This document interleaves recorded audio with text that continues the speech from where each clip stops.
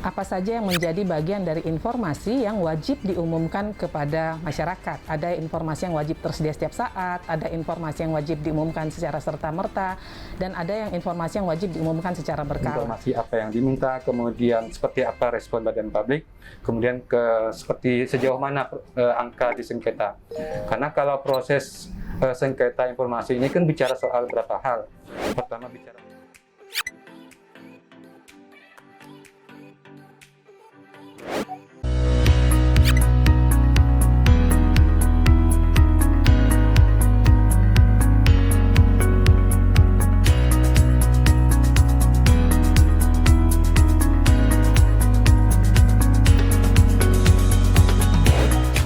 Apa kabar pemirsa Inside Talk dimanapun Anda berada? Senang sekali kita ketemu lagi dalam acara Inside Talk. Kali ini kita akan membahas mengenai bagaimana akses keterbukaan informasi publik di pemerintah Provinsi Kalimantan Barat.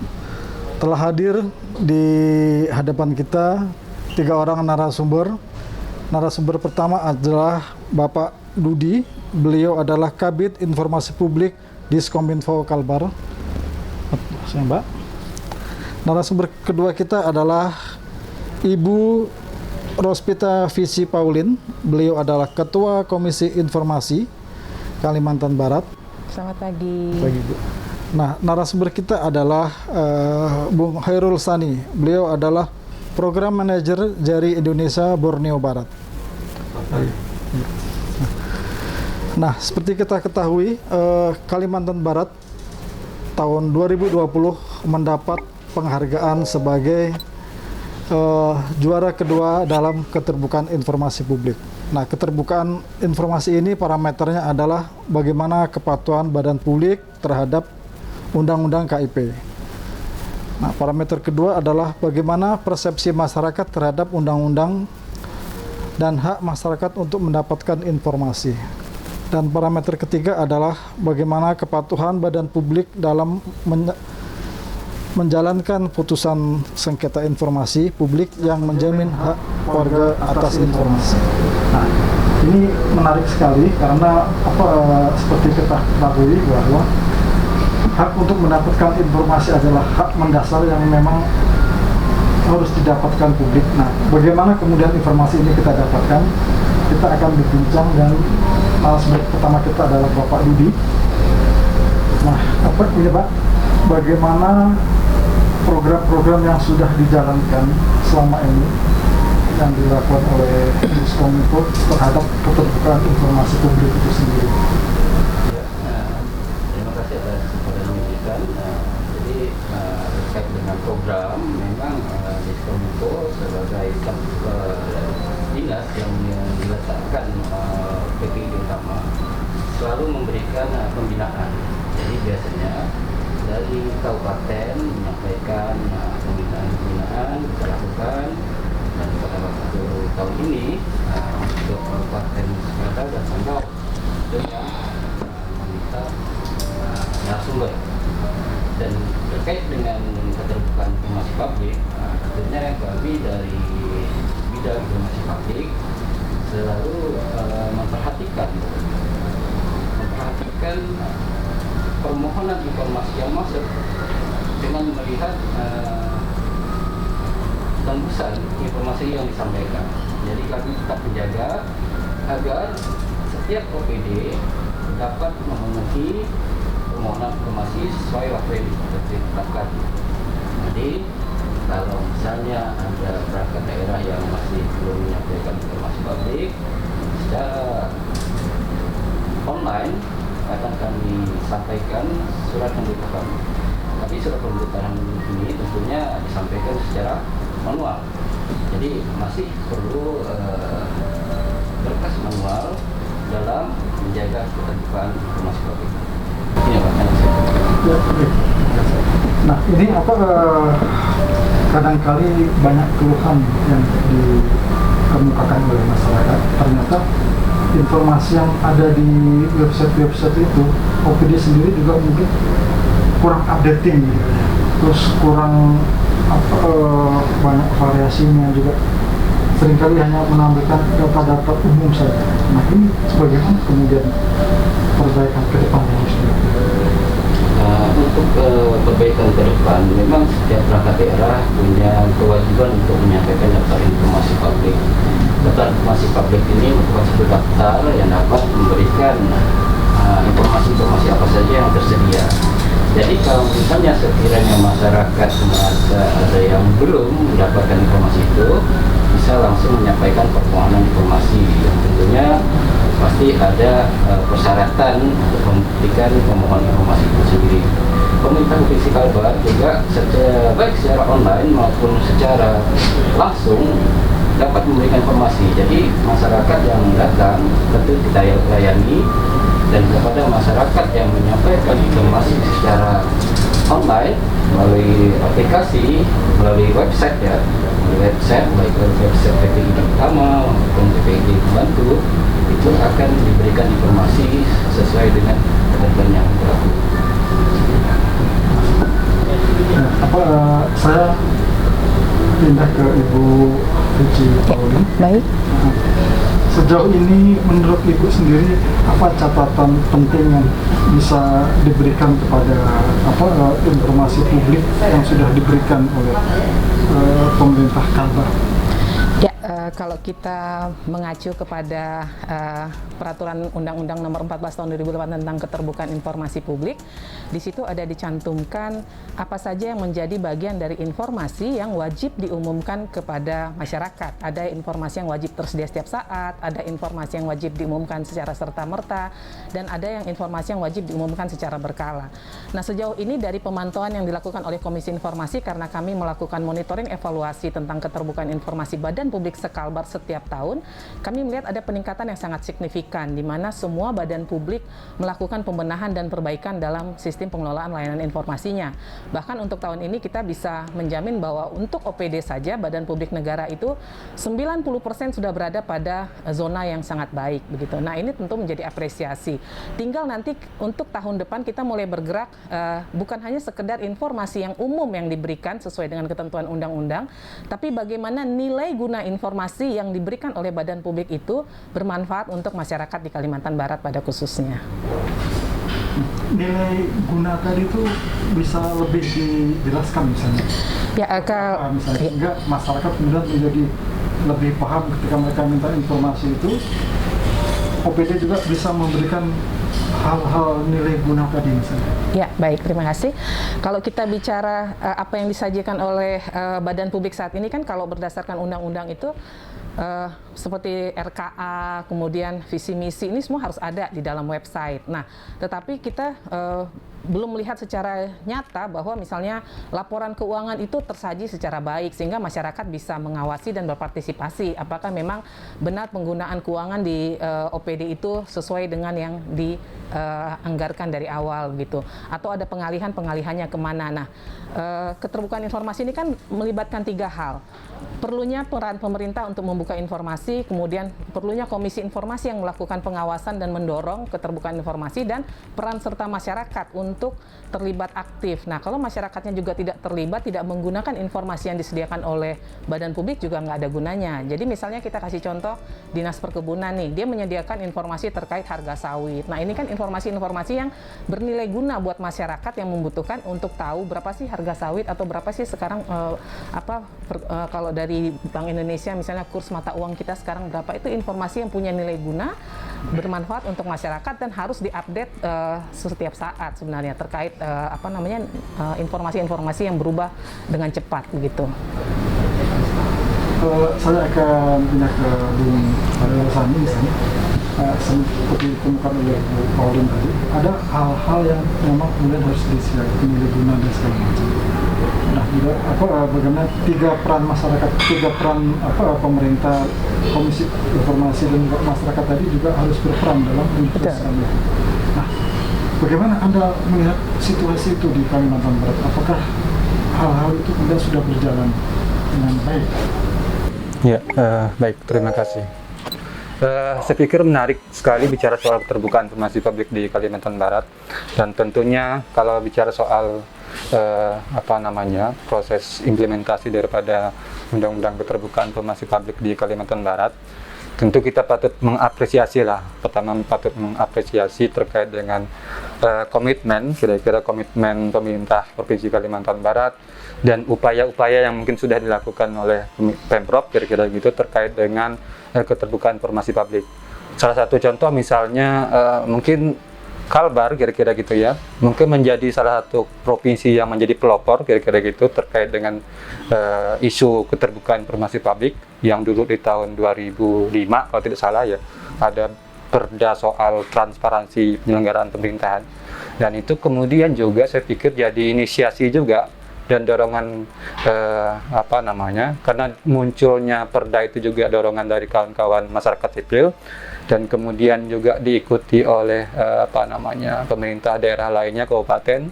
Kemudian itu jadi inisiasi juga di kawan-kawan nasional, kemudian mendorong adanya Undang-Undang Keterbukaan Informasi Publik. Nah, seperti itu. Tentunya terkait dengan apa yang sudah dilakukan kita patut mengapresiasi.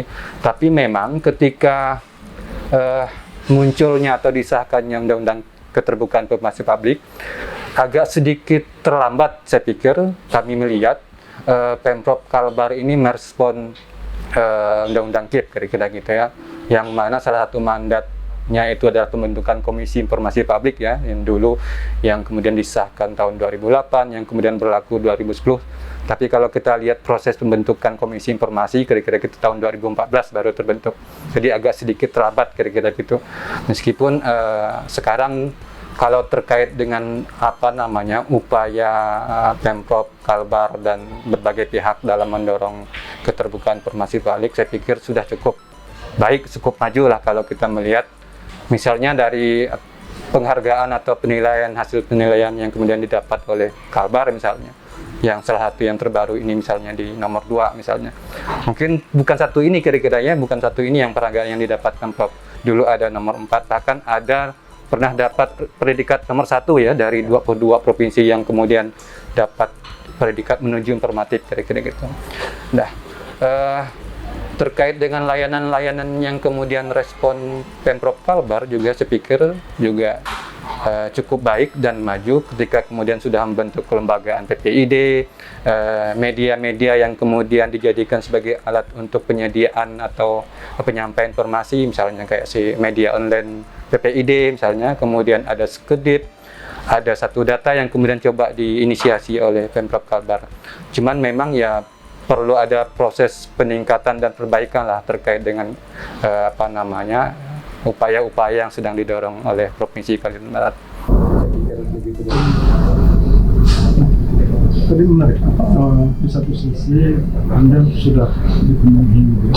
Nah, kemudian ada peningkatan dan perbaikan itu misalnya bisa lebih digambarkan. Apakah tadi misalnya keterangan-keterangan umum tadi itu, katakan kalaupun misalnya sudah diberikan, tapi kemudian hal-hal yang khusus dengan nilai guna tadi kemudian tidak disampaikan, apakah kemudian harus ada entah itu fungsi tegurannya kan atau apa dalam rangka menegakkan ini.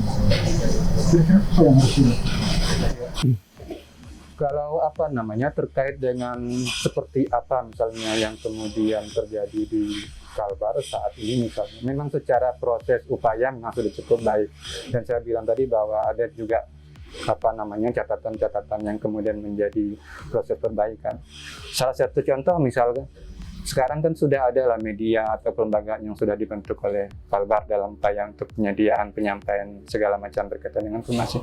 Tapi kami melihat bahwa terkait dengan keterbukaan informasi publik di Kalbar, kira-kira begitu ya, walaupun secara penyediaan atau segala macam yang sudah disediakan dan sepertinya beberapa hal atau beberapa informasi sepertinya masih belum sepenuhnya terbuka di Kalimantan Barat, kira-kira gitu ya.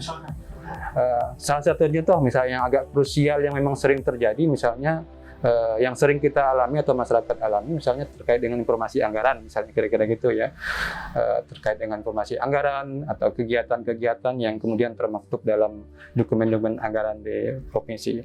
Nah, yang seperti kita sepakati atau ketahui bersama lah kira-kira gitu, kalau dokumen APBD misalnya ya, yang kemudian sudah disahkan barang itu dan sudah ditetapkan, otomatis kalau kita bicara soal kategori informasi publik, kira-kira gitu yang berdasarkan informasi publik, itu kan otomatis bukan kemudian informasi yang dikecualikan lagi kira-kira kalau kemudian sudah ditetapkan, sudah disahkan, kecuali misalnya kalau dalam proses pembahasan misalnya, itu masih bisa dikatakan masih kategori rahasia atau dikecualikan. Itu pun mungkin ada proses-proses yang perlu dilakukan oleh badan publik yang kemudian harus menyatakan itu dikecualikan. Nah, sekarang ini kan misalnya kalau terkait dengan APBD misalnya yang kemudian agak sering kita alami misalnya, paling yang kemudian informasi yang didapatkan kalaupun kita mengakses dokumen APBD misalnya, yang didapat misalnya hanya sebagai ringkasan daripada anggaran, atau bicara soal cuman peraturan gubernur atau perda yang kemudian secara ringkas terkait dengan anggaran. Tapi secara dokumen utuhnya yang kemudian memuat rincian kegiatan segala macam itu kan sangat sulit kemudian didapatkan di pemerintah Kalimantan Barat maupun di badan publik lainnya, kira-kira kabupaten kota segala macam. Itu saya pikir hanya salah satu contoh kalau terkait dengan masih agak belum sepenuhnya terkait dengan informasi yang disampaikan itu, Bang. Saya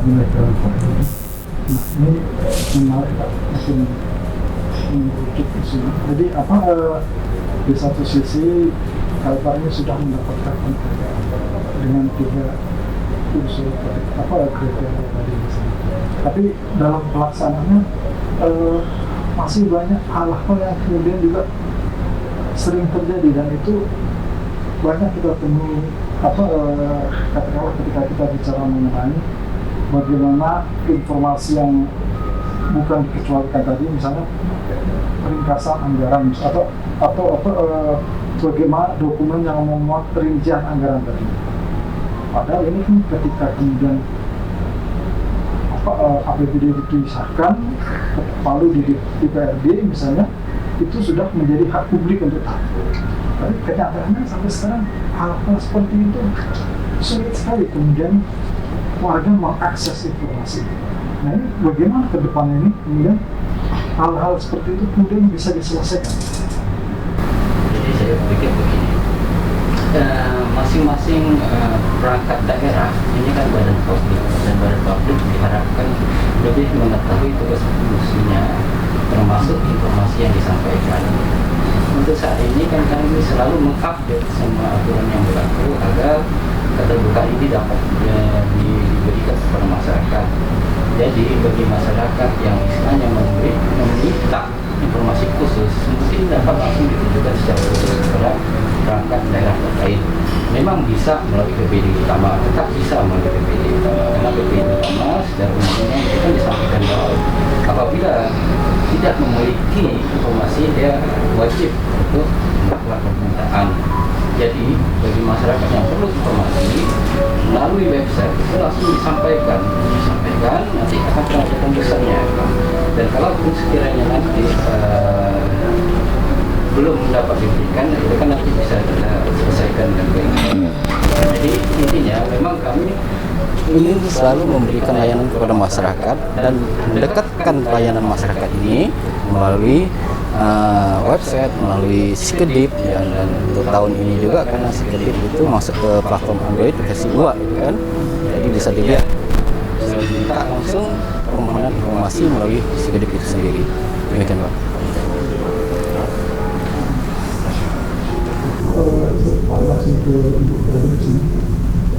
Nah, tadi sebenarnya masih kepada informasi mengenai anggaran tadi. Ya. Kalau media sendiri juga sebenarnya juga punya peran yang penting jika mereka ingin mengambil keputusan khusus mengenai pelaksanaan pembangunan misalnya. Nah, kalau menurut Ibu Pauline sendiri, hingga saat ini sebenarnya yang paling banyak menggunakan yang paling banyak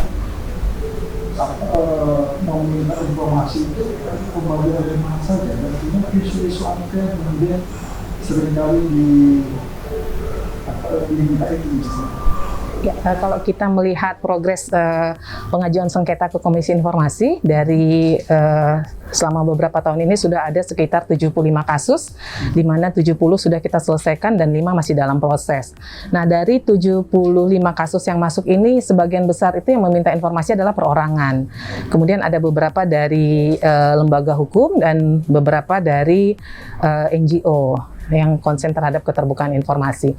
Nah, dari kasus-kasus yang masuk ke kita, banyak di sektor tata kelola hutan dan lahan, ini terkait lahan yang bertimpa atau sertifikat ganda. Kemudian yang juga masuk adalah memang banyak yang meminta terkait masalah anggaran. Nah, saya perlu menjelaskan sedikit terkait masalah anggaran ini, karena memang berdasarkan undang-undang terkait anggaran atau APBD yang tadi dipertanyakan itu masuk dalam kategori informasi yang diupdate secara berkala. Nah, berkala itu kan minimal 6 bulan sekali. Kita melihat kondisi 2 tahun ini kan di badan publik sendiri terjadi refocusing ya, artinya anggaran ini berubah begitu, sehingga untuk menginformasikan kepada publik secara terus-menerus memang ada kendala. Artinya ketika ada perubahan ya belum bisa diumumkan gitu, harus dibahas lagi bersama. Nah, secara berkala ini bisa diminta langsung sebenarnya kepada pemerintah, misalnya kita ingin mendapatkan secara rinci. Memang kita menyarankan kepada OPD atau kepada badan publik untuk tidak menampilkan secara detail seluruh laporan keuangan. Kenapa? Karena kita menghindari orang-orang yang tidak bertanggung jawab terhadap pemakaian APBD yang diumumkan secara detail kepada publik. Nah, kalau memang masyarakat ingin terlibat dalam berpartisipasi untuk mengawasi terhadap penggunaan anggaran APBD, silahkan ajukan permintaan kepada badan publik atau pemerintah. Nah, ketika sudah mengajukan permintaan, di situ ketentuannya adalah mencantumkan alasan dengan jelas untuk apa informasi itu digunakan, karena ada sanksi hukum yang bisa diberikan kepada pemohon apabila nanti dia menggunakan informasi dengan tidak benar gitu. Nah, ada alur yang jelas, artinya pemohon juga diberikan kesempatan untuk meminta secara rinci seluruh detailnya, dan itu pernah terjadi di beberapa badan publik yang bersengketa di Komisi Informasi dan diberikan. Misalnya ke pemerintah desa, waktu itu pemerintah desa Kalimas minta laporan keuangan secara detail, akhirnya diberikan. Tetapi kita juga melihat desa juga punya pegangan bahwa informasi ini akan digunakannya untuk apa gitu, sehingga tidak disalahgunakan gitu. Nah, ini sebagai pembelajaran juga kepada publik, sebenarnya masyarakat silahkan minta informasi, tapi informasi itu juga harus dipergunakan dengan baik dan benar gitu. Jadi terkait APBD, jika masyarakat membutuhkan sebagai bagian dari pengawasan terhadap penyelenggaraan pemerintahan di Kalimantan Barat, silakan ajukan permintaan kepada PPID utama atau kepada badan publik terkait di mana dia membutuhkan informasi APBD tersebut. Kalau kemudian orang mengajukan sengketa informasi, mungkin ada kekhawatiran, entah itu prosesnya yang panjang, entah itu mungkin mereka khawatir nanti malah mengancam dirinya sendiri atau seperti apa. Nah, itu bagaimana kemudian kita meyakinkan kepada publik ketika mereka minta informasi, ini juga kemudian bisa mendampingi itu dengan baik. Apa yang kemudian harus diyakinkan kepada masyarakat ketika mereka ingin mendapatkan informasi yang mereka butuhkan?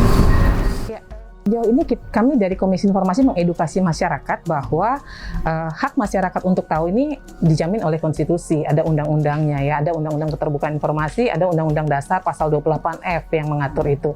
Nah, kepada badan publik di Kalimantan Barat, Komisi Informasi dan Dinas Kominfo juga kita bersinergi untuk mengedukasi badan publik bahwa ini loh hak masyarakat atas informasi yang wajib memang dipenuhi, dan sejauh ini kita melihat bahwa tidak ada kendala yang berarti di masyarakat ketika meminta informasi. Artinya masyarakat yang datang minta informasi ini kita belum pernah menerima keluhan adanya intimidasi, adanya masyarakat yang kemudian merasa ditekan oleh badan publik, karena kesadaran badan publik sendiri sekarang sangat tinggi bahwa mereka memang punya kewajiban atas informasi publik. Nah, ketika mereka mungkin masih ragu apakah informasi ini bisa diberikan atau tidak, biasanya mereka berkonsultasi dengan PPID utama, dalam hal ini Dinas Kominfo. Dalam hampir 1 tahun misalnya, cuma 75 misalnya, menurut Anda sendiri angka itu tinggi atau rendah? Terus kemudian faktor apa yang kemudian membuat itu terjadi? dengan kondisi yang ada di Kalbar saat ini? Ya, kalau melihat daripada proses akses masyarakat mengakses informasi, misalnya dari segi hitungan data, saya pikir mungkin bisa jadi acuan juga atau juga jadi bahan penilaian. Misalnya ya, kalau ketika hitungan daripada sengketa informasi publik yang masuk ke Komisi Informasi, nah itu kan mungkin kalau kita lihat daripada tren mungkin agak sedikit menurun ya misalnya, sehingga karena mungkin proses pelayanan sudah cukup baik, tapi bisa jadi juga sebenarnya cukup banyak orang yang mengakses informasi yang kemudian tidak dapat, tapi juga tidak melanjutkan pada proses itu. Saya pikir itu juga menjadi bahan pertimbangan juga, bagi Pemprov ataupun KI misalnya, kalau terkait dengan penilaian. Karena saya pikir juga mungkin banyak kira-kira ya masyarakat atau publik yang kemudian mengakseskan informasi, kemudian informasi yang diminta tidak sesuai, tidak dapat, kemudian tidak melanjutkan pada proses sengketa. Karena memang proses itu kan cukup panjang juga, harus melalui proses keberatan, pengajuan ke Komisi Informasi yang kalau dihitungan waktu mungkin bisa 1 sampai 3 bulanan kira-kira gitu ya. Mungkin terkait dengan kesiapan waktu daripada pemohon yang kemudian juga pikir yang ada juga indikasi misalnya ketika kesibukan atau kesempatan atau segala macam yang kemudian mengakibatkan mereka tidak melanjutkan pada proses itu kira-kira gitu. Yang kedua, bicara soal sengketa juga, saya pikir karena terkait dengan akses informasi di lingkungan Provinsi Kalimantan Barat ini kan bicara soal wilayah kira-kira gitu ya, karena cukup luas juga. Ya tidak hanya bicara soal kota Pontianak dan sekitarnya yang kemudian membutuhkan informasi di lingkungan provinsi. Tentunya bicara soal masyarakat yang di kabupaten-kabupaten kira-kira gitu ya. Nah, ini bicara soal jarak tempuh, misalnya waktu, kalau kemudian akses informasi yang mereka lakukan, kemudian respon yang kemudian diterima oleh badan publik, sehingga itu juga menjadikan sebagai bahan pertimbangan kalau kemudian mereka tidak dapat informasi yang mereka minta, melanjutkan pada proses yang ke Komisi Informasi kira-kira gitu. Saya pikir itu juga jadi bahan pertimbangan, saya pikir Bang, soal terkait dengan akses masyarakat memohon informasi apa yang diminta, kemudian seperti apa respon badan publik, kemudian seperti sejauh mana angka di sengketa. Karena kalau proses sengketa informasi ini kan bicara soal beberapa hal. Pertama bicara soal apakah data yang diminta masyarakat itu memang sesuai seperti yang diminta. Walaupun memang badan publik merespon dengan baik, kira-kira gitu, memberikan informasi, tapi belum tentu juga misalnya data yang diminta sesuai dengan data yang diberikan sesuai dengan apa yang diminta, kira-kira gitu. Sehingga muncul bicara soal tingkat kepuasan badan publik, kira-kira gitu. Kalau kemudian dia merasa puas, dia tidak melanjutkan ke sengketa. Kalau tidak puas, dia akan melanjutkan proses sengketa. Nah, kesengketa itu yang kadang menjadi pertimbangan orang juga, badan publik juga. Akan ada waktu yang kemudian harus siapkan, akan sumber daya keuangan juga yang kemudian harus mereka siapkan. Misalnya kayak di daerah-daerah atau kuburaya lah misalnya ya, daerah pesisir, kalau kemudian akses informasi ke lingkungan provinsi, kan butuh waktu dan butuh biaya juga yang kemudian mereka keluarkan. Kalau kemudian itu berulang-ulang gitu kan, juga saya pikir juga jadi bahan pertimbangan masyarakat juga kemudian kalau melanjutkan ke sengketa segala macam kira-kira itu. Kalau ada hal-hal yang kayak ini, akses itu sulit karena teritori yang terlalu jauh atau segala macam itu. Semestinya apa yang harus dilakukan supaya yang di jauh-jauh sana itu kemudian bisa memberikan atau bisa mendapatkan akses untuk informasi yang mereka inginkan di sana. Apakah kemudian bisa juga mungkin kayak kantor pos ada orang yang keliling dari kampung ke kampung misalnya memberikan itu atau bagaimana? Saya pikir ini memang luar biasa juga, saya pikir peran daripada Komisi Informasi terkait dengan bagaimana edukasi dan sosialisasi soal keterbukaan informasi publik sampai ke tingkat kecamatan, sampai tingkat ke desa ya, sehingga kemudian masyarakat luas sampai ke pelosok juga paham kira-kira gitu soal keterbukaan informasi publik. Nah, di tingkat Pemprov juga misalnya sudah banyak media-media yang mereka buat, misalnya ada kelembagaan PPID yang bilang tadi, ada PPID online, ada media-media lain yang kemudian sudah diinisiasi. Nah, saya pikir itu juga perlu dioptimalisasikan terkait dengan pemanfaatannya kira-kira gitu. Bagaimana kemudian informasi-informasi yang tersampaikan di media-media yang memang sudah disiapkan kira-kira gitu, benar-benar informasi yang memang dimiliki oleh Pemprov Kalbar kira-kira gitu, yang memang benar-benar dimiliki oleh Pemprov Kalbar yang kemudian disampaikan di media-media itu, sehingga kemudian masyarakat di jauh daripada lingkungan provinsi juga bisa mengakses itu melalui media-media. Karena saya pikir jaringan seluler internet segala macam kan juga sudah sampai ke wilayah-wilayah pedalaman kira-kira gitu. Ya, closing statement Pak Didi, silakan untuk memberikan closing statement terhadap diskusi kita. Keterbukaan informasi publik merupakan hak yang perlu didapatkan oleh masyarakat. Kami berkeinginan dan mempunyai tekad untuk tetap memberikan pelayanan informasi publik dengan cepat, murah, dan lebih terjangkau untuk masyarakat luas. Untuk itu, kami harapkan masing-masing masyarakat juga dapat mengetahui peran dari setiap OPD, sehingga dalam pemberian permohonan informasi publik itu dapat langsung ke instansi pemangku kepentingan. Baik, silakan Bu.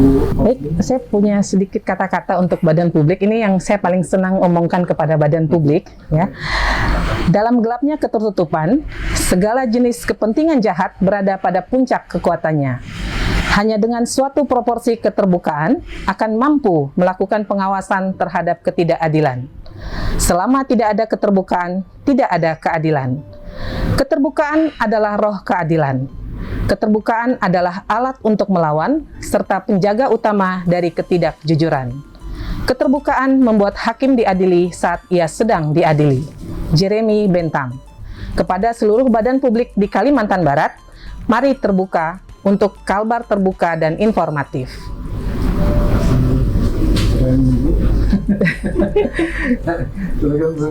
Ya, soal keterbukaan informasi publik, saya pikir ini memang hak semua orang untuk tahu kira-kira soal keterbukaan informasi publik.